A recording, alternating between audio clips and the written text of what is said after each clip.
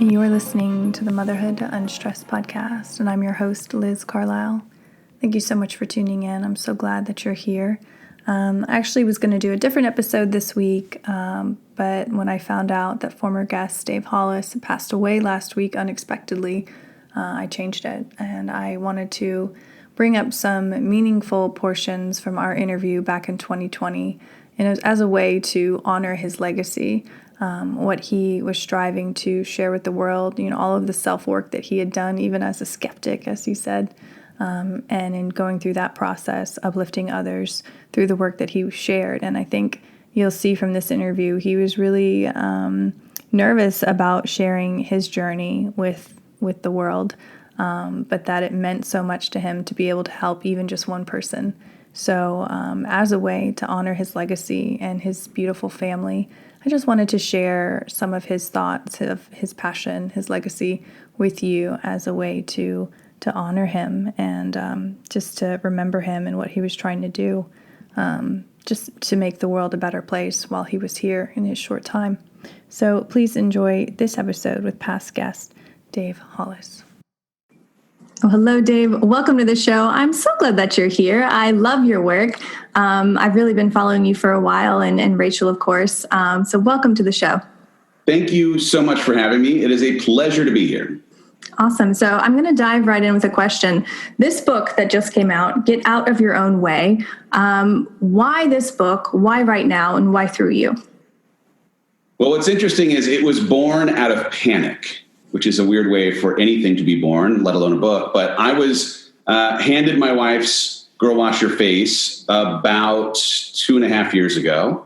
And when I read it the first time, while it was still in draft form on 8.5 by 11 paper with a binder clip on top, I was terrified for the way that she was so vulnerably and honestly owning the struggles of her life and our life.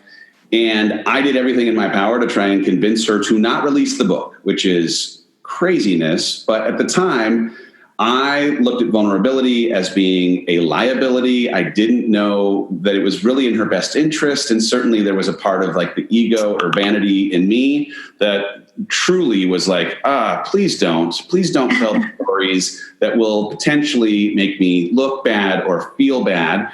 And then the book came out. And thank goodness she didn't listen to me. It came out, and the way that people were able to, because of the transparency and vulnerability, see themselves in her stories, they felt less alone.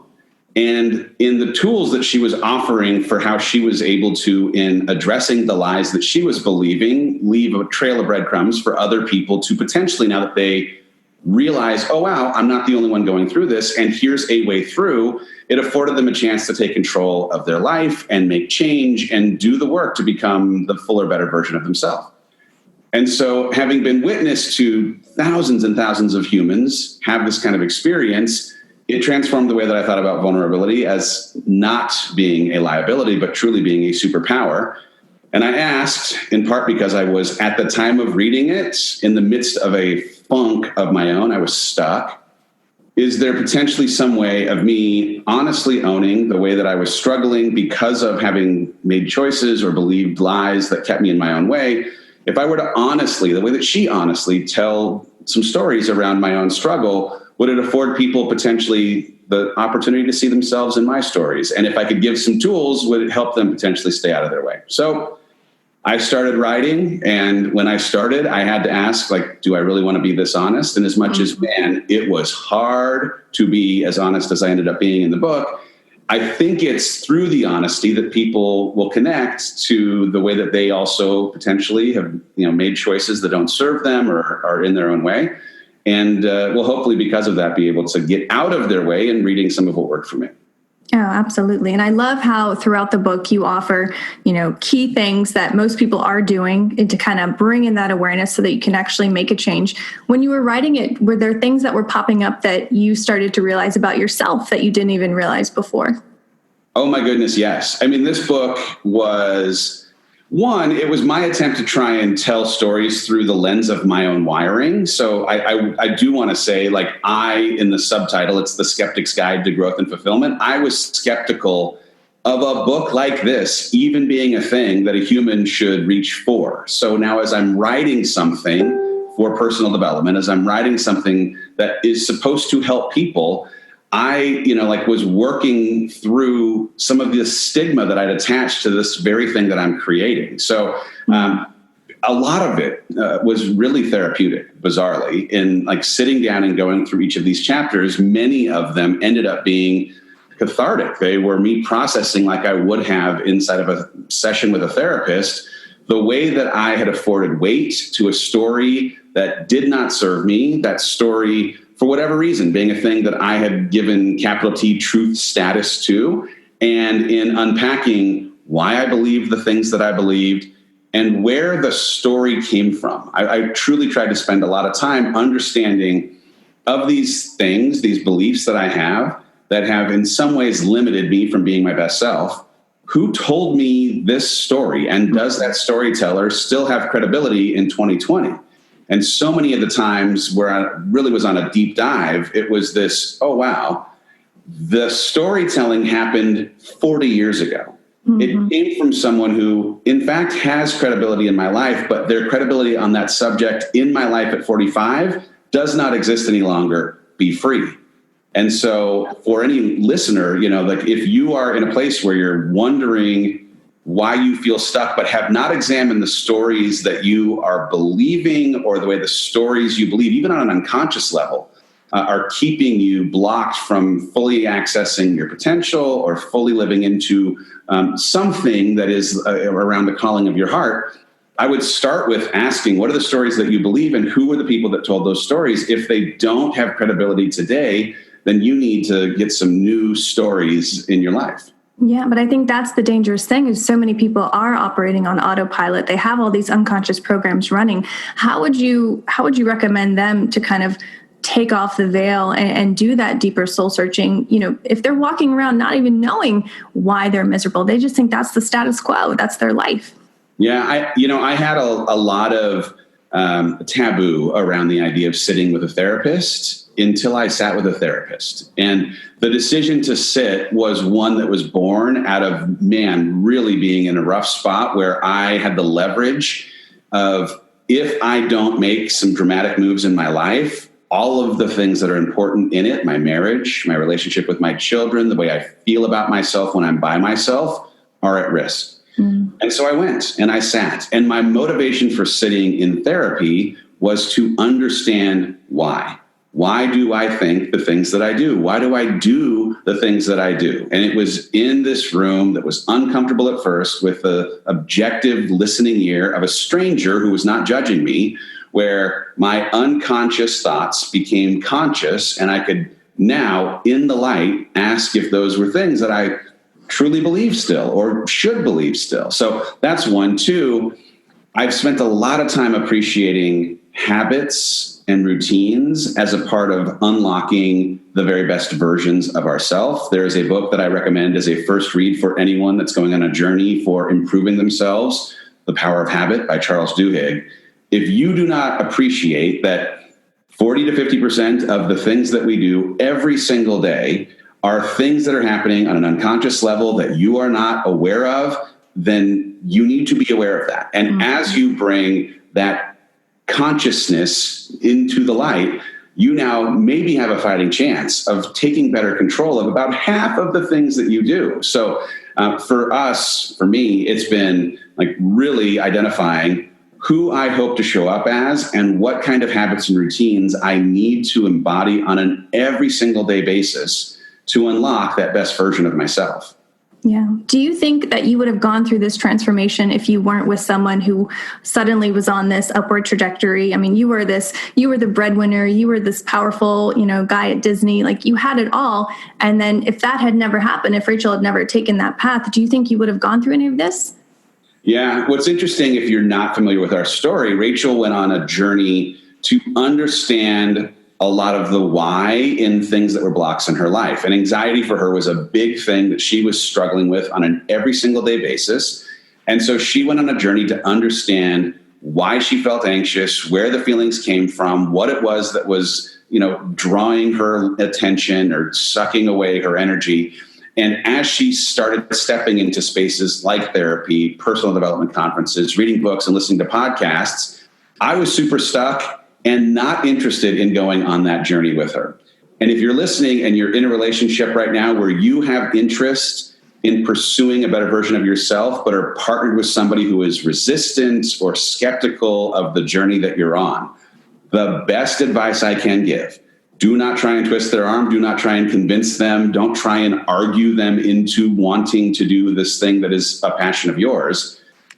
Go fill yourself up. Go be your best self. Go on this growth journey and leave a trail of breadcrumbs of the proof in what you are doing for yourself, because that for me was the thing that afforded me a way out of my ditch of my own creation, this stuck place between 30 and 40. My milestone 40th birthday was a strange midlife crisis-y kind of moment where I was really, truly grappling with this bigger set of existential questions around why I was on this planet.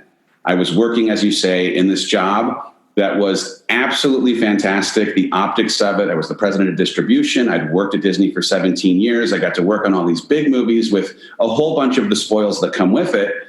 But I was in this work in a way, because of the strength of the teams and the films, that was not challenging me the way that was fully utilizing the tools that I have in my life. I wasn't growing. And so it took Rachel pursuing growth in the absence of me growing to appreciate that what I was missing in my pursuit of being fulfilled was growth. And if she had shuddered at or had listened to the groans or the eye rolling that I was putting up in my season of being stuck, I don't know that I would have been afforded the benefit of having her as a light, as I call it. She dropped a rope into this trench that I dug for myself, and I was resistant to reach for it at the beginning of my journey. But once I was ready, if she hadn't thrown the rope in, I don't know that I would have gotten out myself. Oh, that's incredible. I mean, do you remember the moment where you had kind of turned the corner and you started to look at everything differently, even yourself? Oh, yeah. Unfortunately and fortunately, it was the best and hardest conversation of our relationship after a good, 18 months worth of time where I was withdrawing from our family and drinking more than I should and just kind of generally complaining about this absence of being fulfilled, even though I had what, again, looked like everything.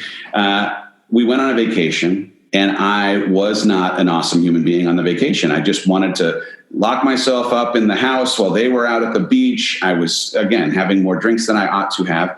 And we got back from the trip, and Rachel and I sat on the bed, and against every bit of muscle memory and what for us had been somewhat of a codependent relationship and not wanting to have to wade into hard things, she said, hey, growth for me is the biggest thing in my life. It is like my number one commodity, and I am going to pursue it every single day. And I am going to pursue it even if you decide not to. And man, I would love for you to pursue it with me, but I'm going to pursue it no matter what, which means that every day I am going to continue to grow. And if you don't grow, if you stay stuck where you are, and if we're being honest, I was descending into a lesser version of myself every day, the distance between who each of us are is only going to widen. So let me ask you, Dave, do you think if we maintain the trajectories of where we're headed currently, in a year that we'll still be going on dates, in 2 years that we'll still be making out, in 3 years that we will still be married? And I knew the answer to that question. It pierced my baby soul. I did not like to have to face the reality of, man, I am jeopardizing the possibility of still having every single thing that is of value to me. And that began this search for, okay, why? Why am I making these choices? What is going on? In a serendipitous, providential kind of way, almost a week around this very hard conversation, I was given this gift by my 7-year-old son at the time, who, while we were out back in a hot tub playing a game that we usually play at the end of long days called Ask Any Question, my child asks me this question: what are you most afraid of? And he's looking for innocent things. He wants a tarantula or scorpion answer. He wants something gross, whatever. And out of my mouth falls, not living up to my potential. And the idea of not living up to my potential was a thing that I had not breathed out loud before, but now that it's fallen out of my mouth, I realize that I am in real time living into my greatest fear.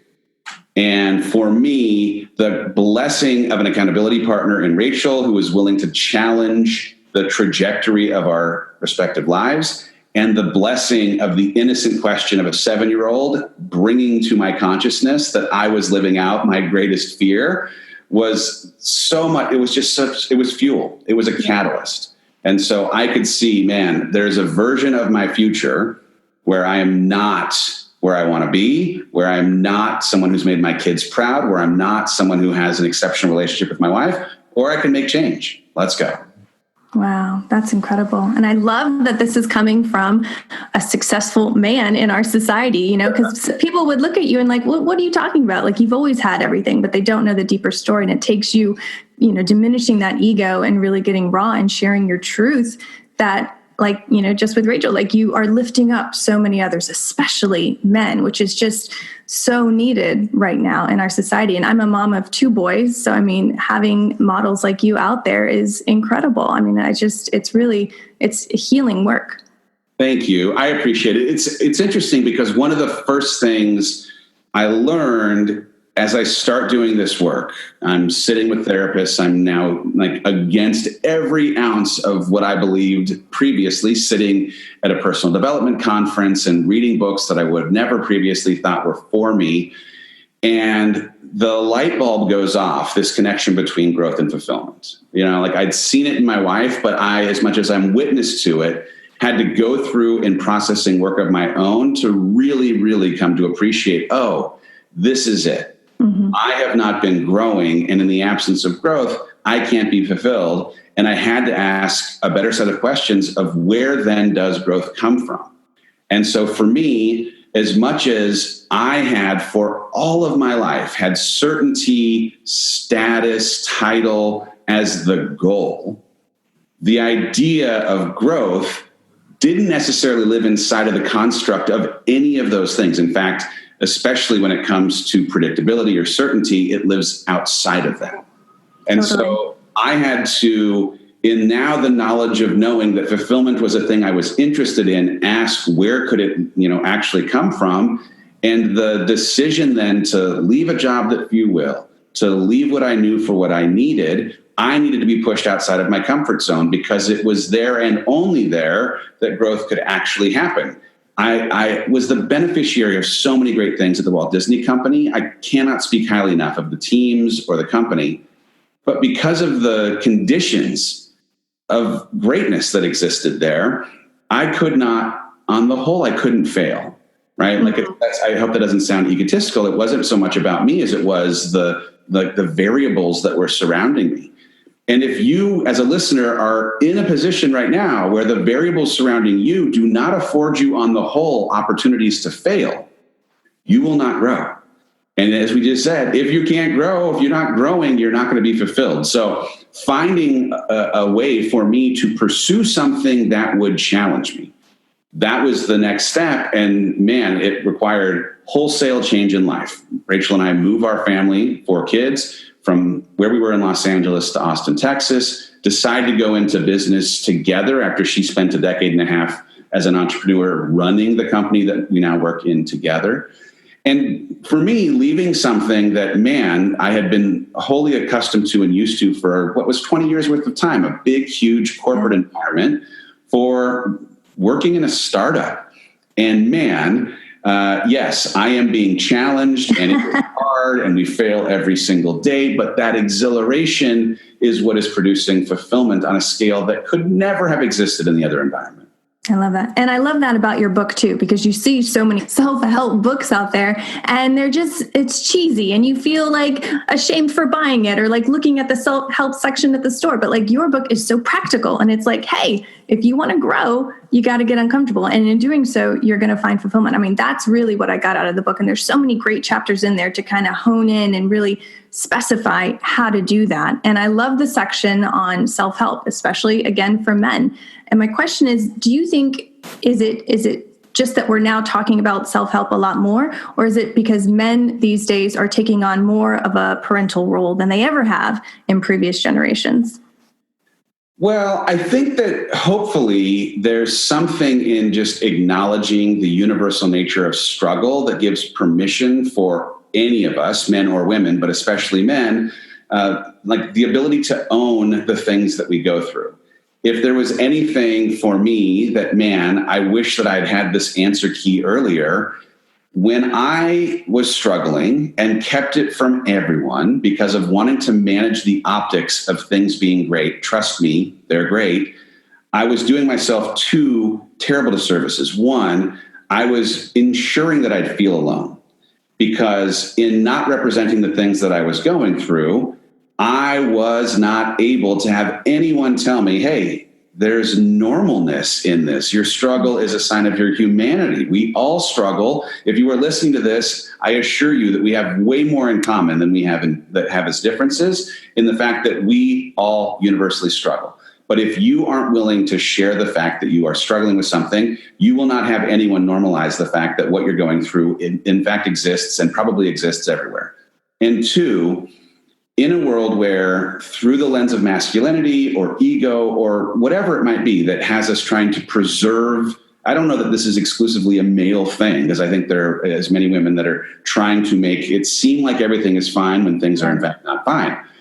That's more, I would argue, ego than it is anything else. And when we fall into that trap, it guarantees one thing: we will not get the help that exists to get us out of that place of being distressed. And so in a crazy way, because of letting ego determine whether or not we get help or not, we are almost perpetuating the suffering that we will have to stay inside of.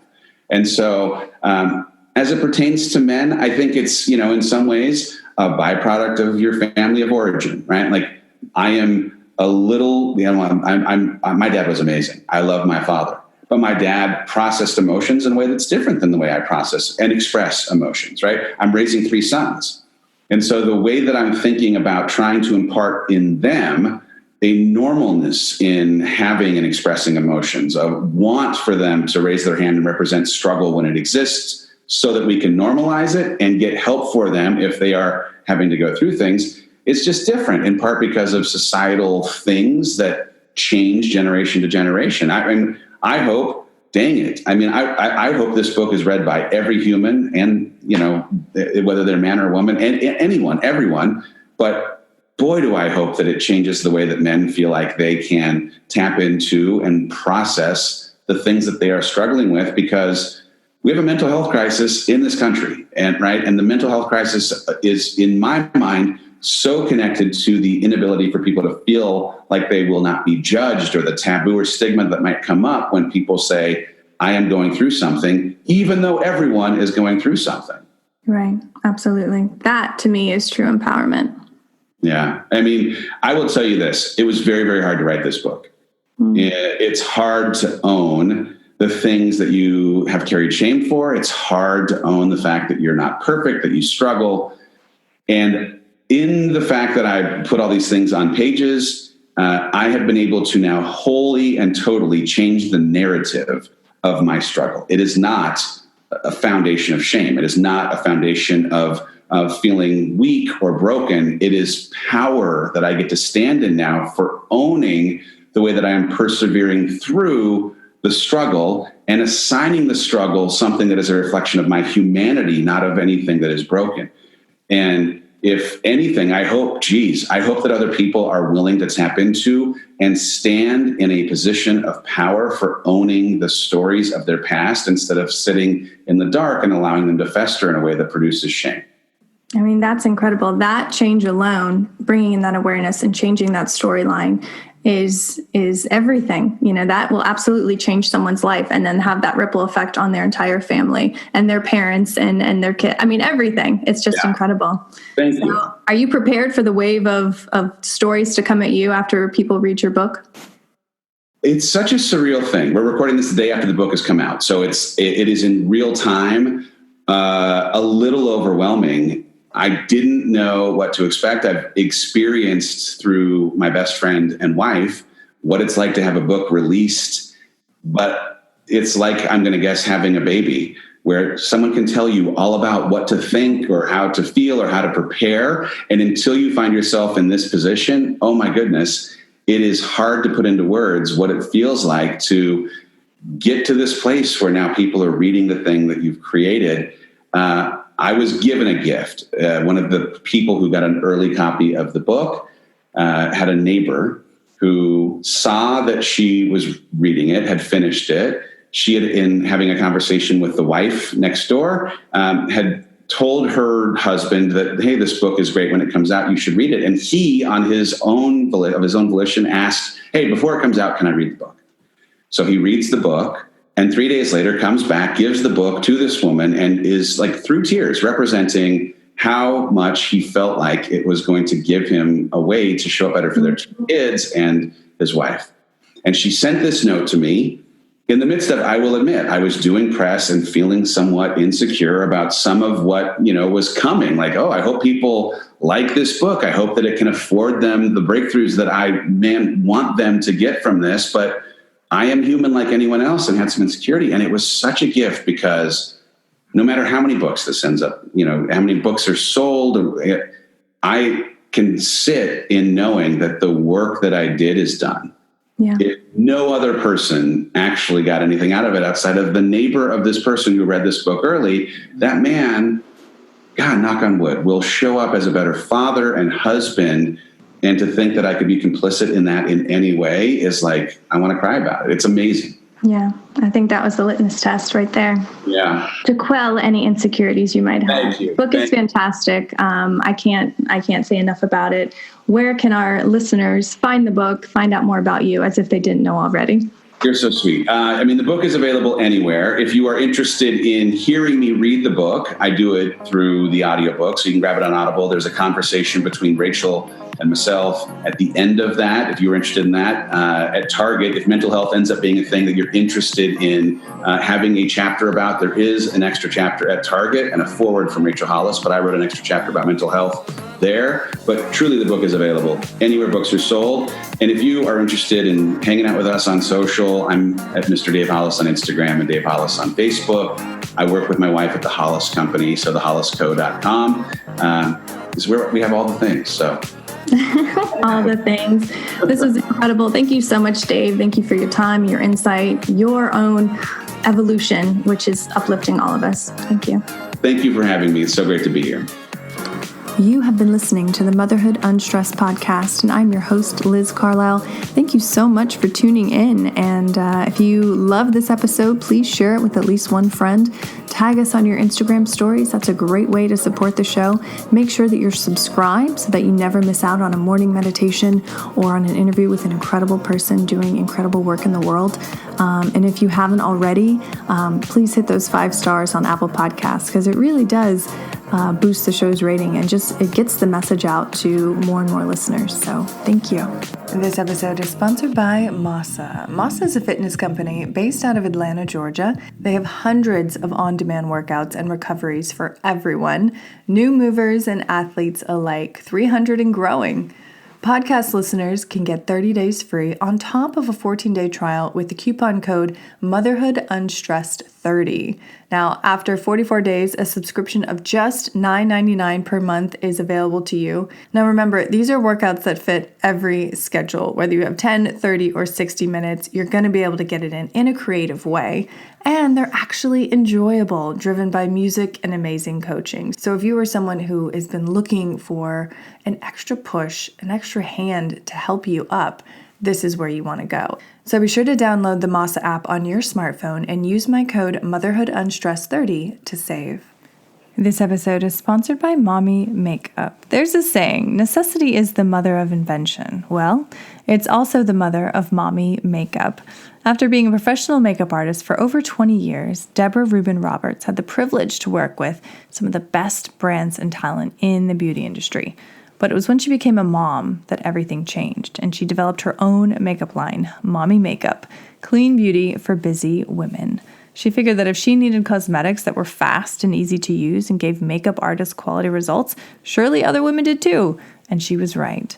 Everything in Mommy Makeup is talc-free, paraben-free, cruelty-free, non-comedogenic, which just means it won't clog your pores, multitasking, and made in the United States.